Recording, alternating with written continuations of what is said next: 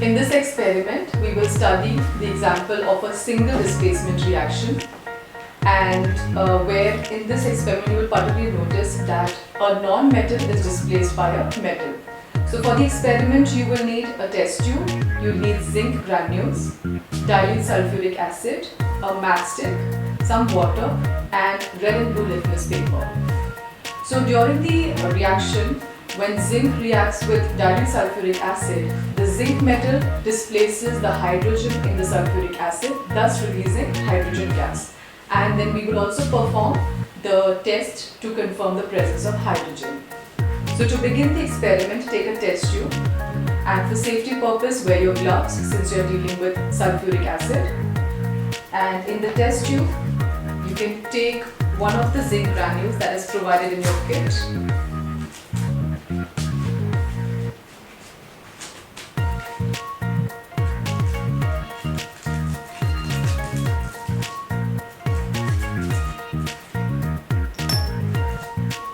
Now to this zinc granule you can add 10 ml of dilute sulphuric acid, and with the help of a dropper carefully pour it into the test tube.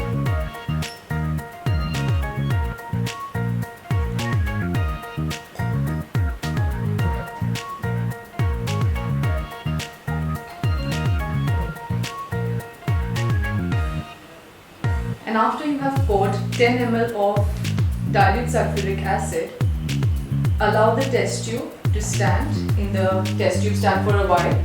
You will observe immediate effervescence that begins.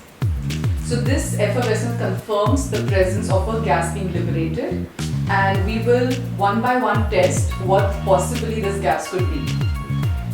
So let's quickly first test whether this gas is acidic or basic in nature. So for that you can take red and blue litmus paper.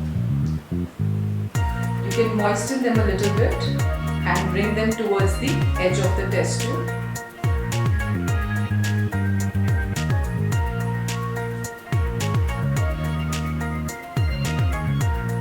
Notice if there's any color change. You will see that the red litmus paper has not changed its color, so we know that the gas is not basic in nature. Similarly, when we bring the blue litmus paper near the mouth of the test tube, you will see that there is no change. So we know that the gas is neither acidic in nature. Observe the granules and the gas being liberated. Since the gas is colorless, once again we can probably conclude that the gas could be hydrogen, because hydrogen gas is colorless in nature. You can also take and fan the fumes towards your nose and try to smell it. If the gas is odorless, once again that brings us closer to the conclusion that the gas given out could be hydrogen. And finally we will do the confirmatory test, for which you can just close the mouth of the test tube with your thumb for about 5 minutes, let the gas get collected.